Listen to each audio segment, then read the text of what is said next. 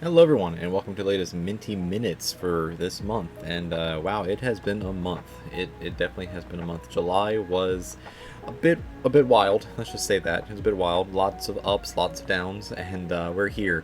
And I did not watch nearly as many things as I intended to this month. But I did go to the theater twice. I did in fact go to the theater twice and see two things that I will be talking about today.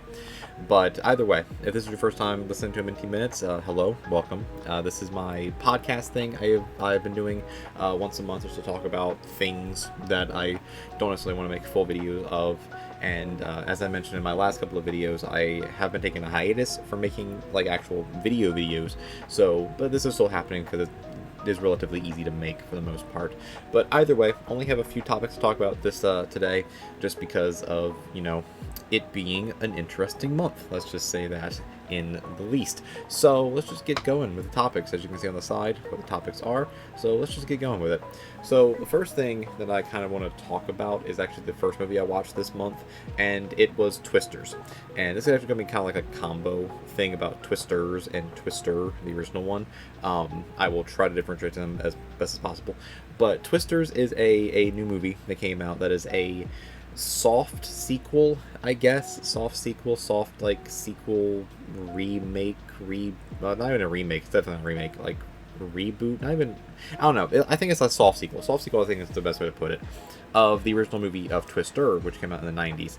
And Twisters is really good. It's just a really good movie. It really falls into the same category for me that Fall Guy did, or that The Fall Guy did this year as well, where it's just a really fun movie to like go and see in theaters. The cast is all extremely great. The action in the movie is really, really great, really fun. There's a good enough story there that you're kind of like latched on and kind of attached to it. The effects are great for all the destruction and twistery stuff as well. And to compare it to the original movie, because I decided to also watch the original movie like immediately afterwards, because it's on HBO Max or whatever. So I was like, I'm gonna watch the original one too. And I love how they are two separate movies. Like, they actually feel like two different movies for sure. Like, the original Twister honestly feels like a horror movie in a way. It kind of feels like kind of a slasher movie or like a monster movie, where the tornadoes themselves are like living creatures, or like living beings, because they're like stalking the main cast. Whereas in Twisters, the new one, the tornadoes are disasters. They are natural disasters. And I love how the movie is like subtly telling us, but not necessarily subtly telling us that, like, hey, climate change is a thing. We need to kind of worry about this stuff. That's why there's so many tornadoes happening. And I do know from like behind the scenes stuff a little bit, just from reading it somewhere, that they were going to lean more into that in the marketing, but they decided against it to ensure that more people actually came out and saw the movie, and they weren't it wasn't like pushing this whole like message or whatever, which I find to be stupid. I really find that to be stupid, that people wouldn't go see a movie because it's pushing a message of, hey, help the earth. But that's just me. However, I guess it worked because Twisters is making a lot of money, and it's only been out for like 2 weeks at this point, and it's already made back its budget. So now everything else is just hopefully getting to profit at this point, for the most part, because I think it's about to make like 300 million or whatever for its full budget, its full production budget plus marketing. But yeah, it's just been doing amazing numbers and it's great. I think it's because people are just loving the idea of just going and seeing just a fun action movie at this point that has some heart into it. But either way, beyond all that stuff, the cast, though, I really, really love the cast. And I was interested in seeing this movie because of one particular person. I've talked about them before, and honestly, dream of mine to have an interview with them at some point on this podcast thing. It'll probably never happen because of how absolutely tiny my YouTube channel is, which is 100% fine. But I really want to see the movie because of Katie O'Brien, because I just absolutely love her in everything she's been in. And I love the fact that, like, her character in every movie she's played in, except for Love Lies Bleeding, because she's like an actual main character, is like this just awesome side character that just adds just a sense of levity and a sense of fun to the cast. Even though the whole cast is so fun, I just love Katie O'Brien. I just really, really love Katie O'Brien, and she's great. And also, it was announced that she was cast in the next Mission Impossible as well. So, looking forward to that, because I'm a really big fan of those movies too, especially the recent ones. I'm a really big fan of that, so can't wait to see her there. But the actual main two of the cast, or I guess main three, I should say, are Daisy Edgar Jones as Kate, and Glenn Powell as Tyler, and then technically Anthony Ramos as Javi. So, Daisy Edgar Jones, she's a relatively new actress for the most part in terms of acting. I think, according to her Internet Movie Database, she's only been acting since like 2016, I think is when she started. She's been in a few things, not really much that I know fully about. I think the biggest claim to fame she's had was Where the Crawdads Sing from last year. And then now Twisters. But she was great. She was a great lead. I think she did a really solid job of playing this character of Kate and like, you know, dealing with the trauma and the emotions that come with this character from the beginning of the movie. And the beginning of the movie is great. It is phenomenal. The beginning of the movie honestly kind of feels like original Twister before it gets become like a fun action movie. So like Daisy Edgar Jones is able to do that really, really well, dealing with these emotions. The one thing I do want to point out that I think is just really funny, and it didn't take anything away from the movie at all, but I think it's just really, really funny, is Daisy Edgar Jones was attempting to do an accent. I'm going to assume she is British or at least like European of some sort. And I'm only going to assume that because of the fact that there are times when she is talking where she just either does an accent or just slips back into using her actual voice and her actual accent because she's trying to do like a Midwestern accent and it's just not working. I always laughed at it. I thought it was really funny. It does not take anything away. It is just one of those things I noticed, like, wait a minute, that's not the right accent that's going on there. That's not supposed to be happening there. But it was just really funny. And again, nothing against her. It's just a really funny thing. Cause I'm fully aware how hard accents are to do. Just because they're just hard to do sometimes. But she's great. I love her so much. I can't wait to see more of her in movies, because I think she definitely has some definite star power to her, or at least some definite acting chops to her, and I cannot wait to see her in more things. However, on the side note, the other person I cannot wait to see in more things, that I really, really hope is in more things, and he's going to be, is Glenn Powell. Glenn Powell is one of those super interesting cases for me, where I feel like he's also a relatively new actor, or at least he's a new actor in the sense of me actually recognizing him in things. But he's had a pretty big year so far, because he was in the Netflix movie The Hitman, which was phenomenal. From what I've heard, it was phenomenal. He's in the movie Anyone But You. I forgot he was in that movie. I kind of wanted to see it because it's like a rom-com thing, and I'm kind of into rom-com things sometimes. But he's obviously a lead in Twisters. He was in Devotion. Devotion is where I actually knew him from the first time, from when I watched that the first time, because he's in it, and I'm like, hey, he's one of the leads. He's pretty good. Devotion's an interesting movie. We're not really going to talk about too much there, but it's an interesting movie. But he's also in Top Gun Maverick. he's in Maverick. I forgot he was in Maverick. But like, yeah, he's in a bunch of stuff actually. Like looking through, he was in String Queens. Oh, he's in a TV series. Okay, that's actually interesting. Yeah, he's just been in a lot of things. Some things that I remember, some things I don't. He was in The Dark Knight Rises. What? Okay, this man's just been in a lot of things that I just didn't realize he was in. And he was in Spy Kids 3. He was the long-fingered boy in Spy Kids 3. Okay, looking through his actual interview database is just really funny. But Glenn Powell is one of those actors at this point that has gotten just enough really good roles that people have started to realize, like, oh man, this guy is good. This guy is a movie star. I really see him as like the second coming of like a Tom Cruise kind of guy, or like a Brad Pitt kind of character, kind of actor, where he's just in movies, and when he's in a movie, you kind of go see the movie for him. I can really start to feel like he's at that point, and he's great. And now that I know he actually has done TV series before, I mean, he might be more of a movie actor at this point. I really would love to see him in the DC universe as Hal Jordan for the Green Lantern series. I think he would be absolutely phenomenal as Hal Jordan. But that's beyond the point. That's just fan casting stuff.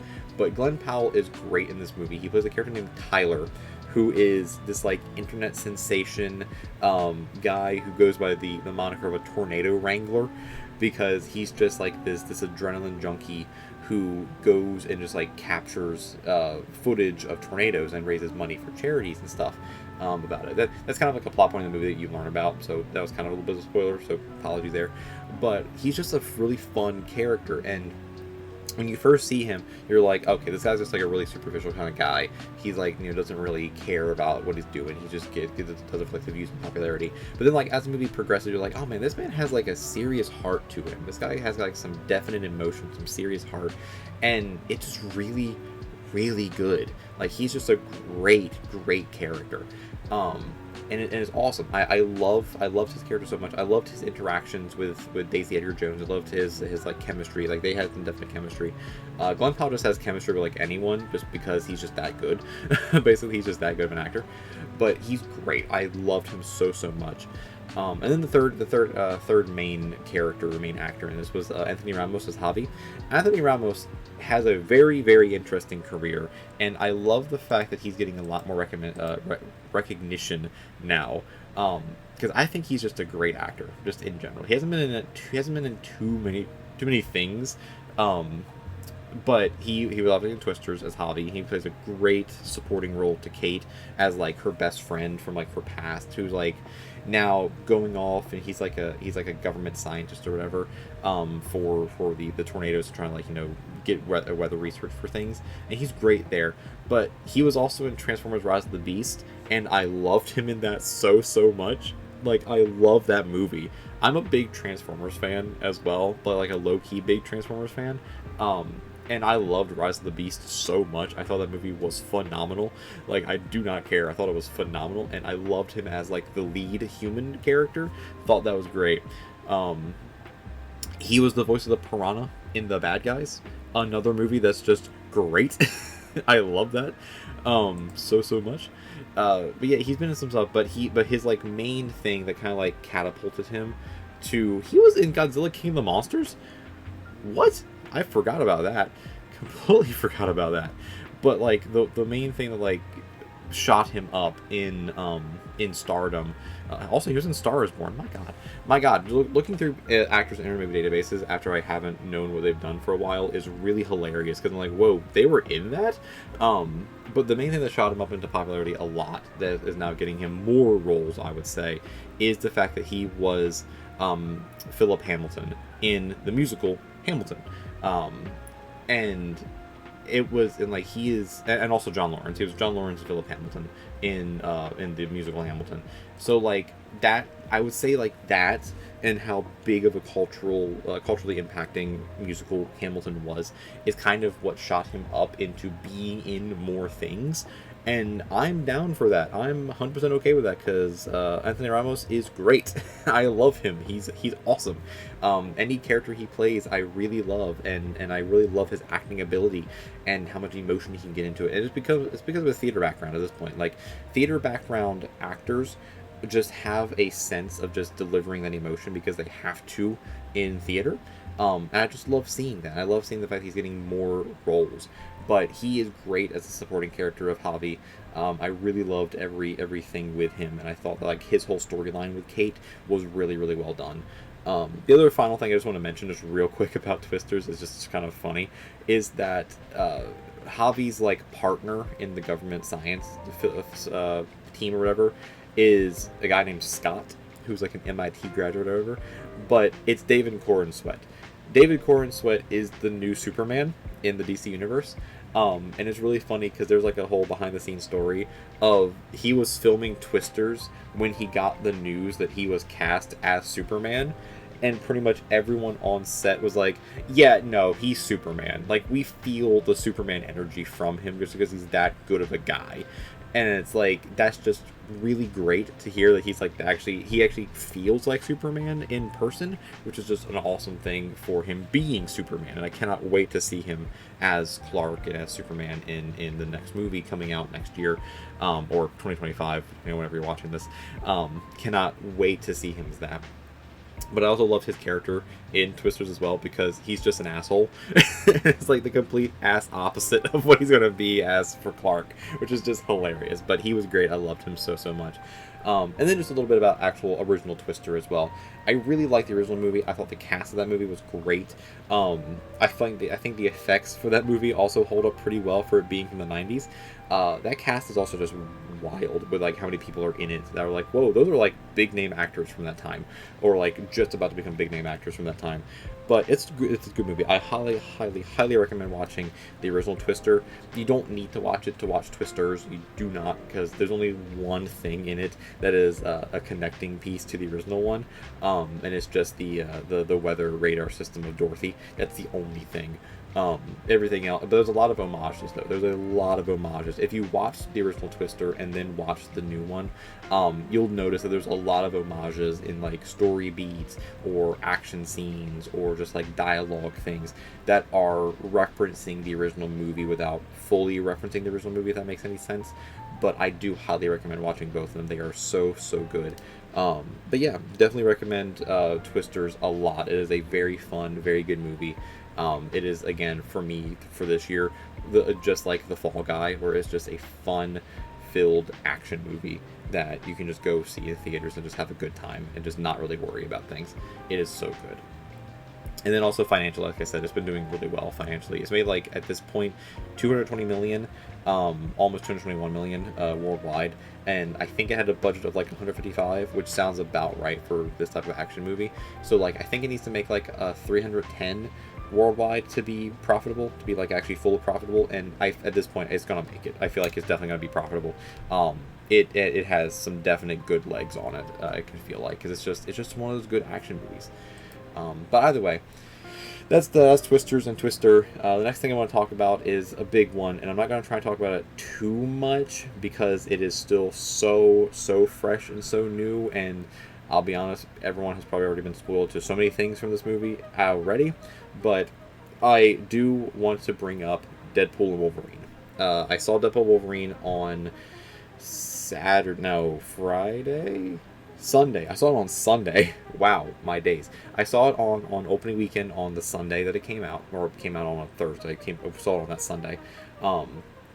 At a really hilarious showing. I went to an 8:45 showing in the morning, because of course my local theater had show times at like 8 o'clock in the morning for some reason. I do not know why. I am going to assume it was a mandate by Disney to have that many show times, because there was no reason for it to be that early in the day.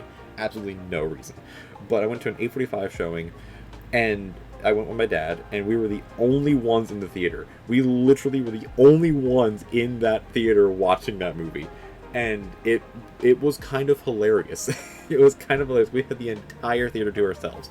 So, didn't get any, like, real audience reactions or anything from anything in the movie because there was no one there. But I enjoyed it personally as someone with social anxiety, because I didn't have to worry about anyone else being in the theater ruining it for me. So, haha.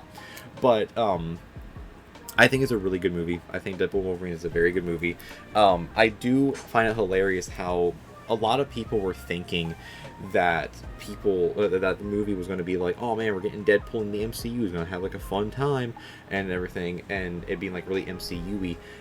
What I love about it though is that it wasn't that. Is that the movie honestly felt like a love letter to all of the Fox Marvel movies that came before it, and that this movie in a lot of ways was just a serious love letter to what built the MCU. And what built the MCU was the fact that Fox had a lot of the movies, a lot of the properties originally, and were making the movies. Were they all good? No. Those, like, a lot of those movies weren't that good.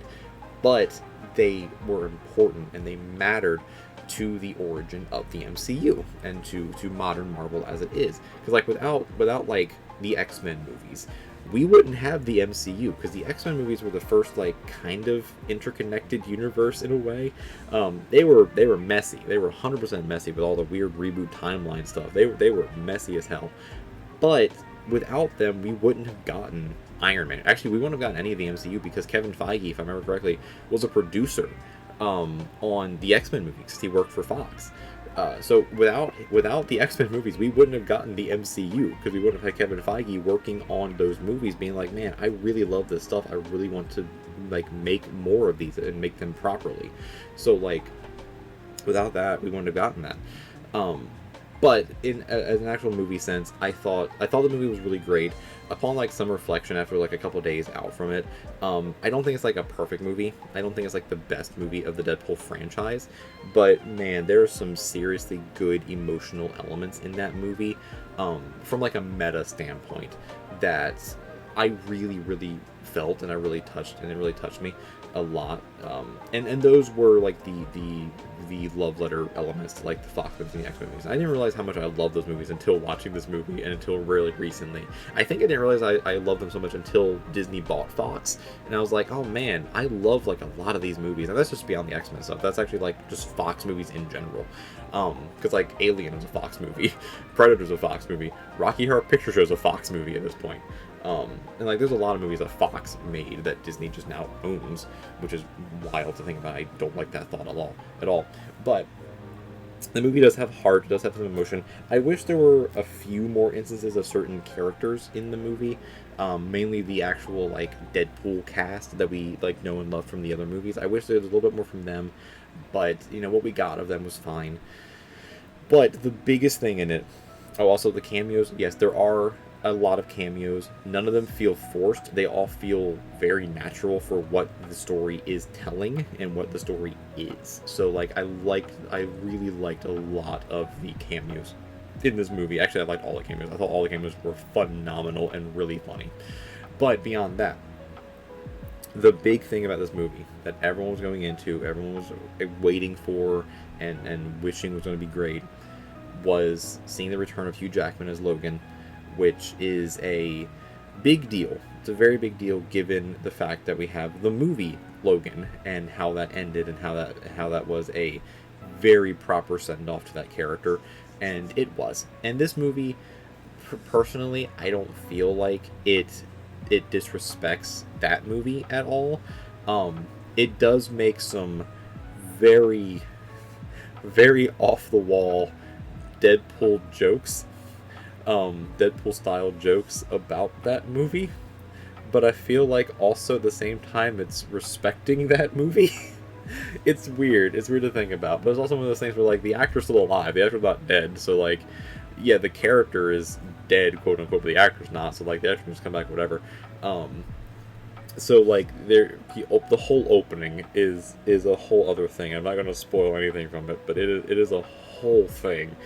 But getting back Hugh Jackman as Logan and having him finally, just like with the actual movie Logan, having him finally be the Wolverine with the costume, with like the way he talks, with the way he's acting with Ryan Reynolds, with Deadpool, the way he's like the straight man to Deadpool's like overly comedy thing, the emotional elements that this version of Wolverine is giving. All of it just felt so good that like it still doesn't discount Logan. It doesn't discount that movie at all. It's just really cool to see this character again. And unfortunately, we're probably going to see Hugh Jackman again as Wolverine, because he just likes playing this character at this point, and everyone loves seeing him as his character. But I would also be okay if this was the last time we see him as Wolverine until we get like Secret Wars or whatever, where we're gonna have to see him again because big multiverse shit. But I thought this was a also very good send-off for him. And same with Deadpool as well. I thought that this was a really good send-off for Deadpool, both in terms of the Fox version of him and now whatever this new MCU version of him is. But I think Marvel would be in a very bad spot if they change Deadpool at all now in the MCU. Just keep him the way he is and just keep these as the R-rated movies, because like that's just what Deadpool does. But I thought the relationship between the two, and I thought the chemistry between the two of them was phenomenal, because the entire movie is like resting on them. It is completely resting on them because it is a buddy, like, road trip movie in a way between these two characters that we have been wanting to see for a long time, especially in the Deadpool movies, where if you go back and rewatch them, there is that, like, through line of Deadpool, like, making fun of Logan, making fun of Wolverine, hoping to actually work with him at some point because he idolizes him, which makes sense. It makes sense from a character standpoint. So it's just really funny that way. But beyond that, the movie is, I think, really great. Is it a masterpiece? Is it perfect? I don't think so. I did say it was in my Letterboxd Instagram review thing. But is it a masterpiece? I don't think it is fully, after thinking about it a little bit. But I think it is still a phenomenal, phenomenal movie, and a very good, like, I don't want to say return to form for Marvel, because Marvel, I still think, has been really good recently. I'm not one of those fans who's been like, oh, Marvel sucks now. Like, I think Marvel's still been good. I think they've lost their way a little bit, but I still think they've been good with what they've been doing. But this feels like a good return to form for what they're doing. It's because it felt like it had passion behind it. It really felt like it had passion behind the filmmaking, which it did, according to the director, Sean Levy, and the writers and everything. Like, it did have a lot of passion behind it for what they were trying to do. But beyond that, the rest of the cast is great. I really loved Emma Corrin as Cassandra Nova. I thought they were really phenomenal as that character. I really want to know a lot more about Cassandra Nova, and I really hope we see them again as this character, because they were really great. And that's basically the only other character I can talk about without spoiling things, so I'm not going to spoil anything else. But, yeah, there's a lot of cameos in the movie, and all the cameos are really well done and very great. But yeah, just the emotional aspect of the movie I thought was really good. And clearly a lot of people like it because it's making a crap ton of money. It has only been in the opening weekend for, like, just this weekend, and it's already passed $200 million because, and that's domestically, because of course it was going to. Because of course it was. It's basically tracking roughly the same as, like, Infinity War Endgame were tracking, and if this makes as much money as those two, that's going to be absolutely nuts. And I'm kind of here for it because it helps movie theaters, like, you know, stay in business. So, cool. I'm okay with that. But yeah, it's a good movie. Go see it. Obviously, people are going to go see it because it's a Marvel movie and it's Deadpool and Wolverine, blah, blah, blah, yada, yada, yada. It's good. I liked it a lot. I liked it a lot. But yeah, I'm not going to talk about Comic-Con or anything. I kind of want to, but I'm not really going to talk about it. I didn't really follow much from Comic-Con. I know about the big announcements. I don't really want to talk about them. To be honest, I don't really care as much. I do think it's going to be a very, very interesting thing to see how they explain certain casting choices. I'm just going to say that. I don't necessarily like the casting choices that they have announced for Marvel coming soon. I don't know what they're doing with that. But either way, the last thing I want to actually talk about here is just kind of like a little fun thing. I just want to do just like a little checkup on Inside Out 2 and how much money it's making, because it's making a crap ton of money. So just a little check-in on Inside Out 2. After this past weekend, it has made a grand spanking total of $1.5 billion worldwide, which is nuts.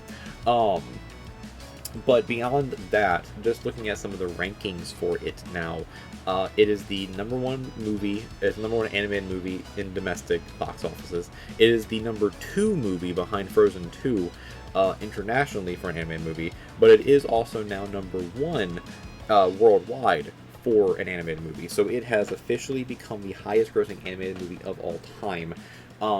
Not adjusting for inflation. If you adjust for inflation, I still think Frozen 2 actually might be the highest grossing still. But that's a whole different thing. Adjusting for inflation is definitely a whole different subject to try and talk about. I'm trying to figure out. But it made a profit, 100% made a profit. But this movie is making a lot of money, and it is basically just showing, like, hey, Pixar's still a thing. Animated movies are still a thing. Please go see animated movies because they're great.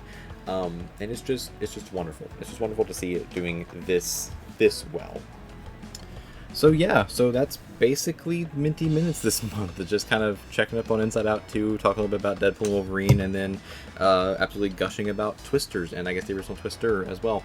Like I said, it's been a little bit of an up and down month for me. I was hoping to do a lot more this month, especially with taking the hiatus, but also I'm kind of glad that I took the hiatus this month as well, given how much has happened as well. I didn't even think that this much stuff was going to be happening this month when I initially decided decide on the hiatus, but I'm really glad I did, because I don't know if I would have been able to keep hold or keep steady with a schedule if I didn't do that. So I am kind of glad, because I was able to get like through some mental stuff as well. But the content will be coming soon. I don't want to say soon. I don't want to give you guys like false hope or anything. But I do have ideas. I do have plans for upcoming videos, for upcoming reaction series and everything. Once I get a little more situated and stable in a way. Things are still okay. Things are doing okay in my life. I just, again, needed a mental break from a lot of things. And it has just been a month for that, for sure.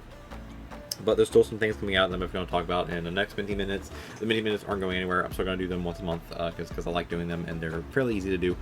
But beyond that, hope you all enjoyed this Minty Minutes. I'll be back at least next month for the next one. And until then, if you want to watch more from the channel, also leave a like, subscribe, all that good stuff as well. You know, all the normal stuff, comment as well. But if you want to see more from the channel, right on the screen is going to be a playlist for something else you can watch. Go ahead and watch that as well. And then next to it is going to be a video that YouTube recommends for you as well. And until next time, just stay amazing, everyone. Stay awesome. Take your mental health breaks when you need to, because they are very important. And I will see you in the next one. Until then, just enjoy the podcast, enjoy your life, and I'll see you in the next one. Peace, everyone. Peace.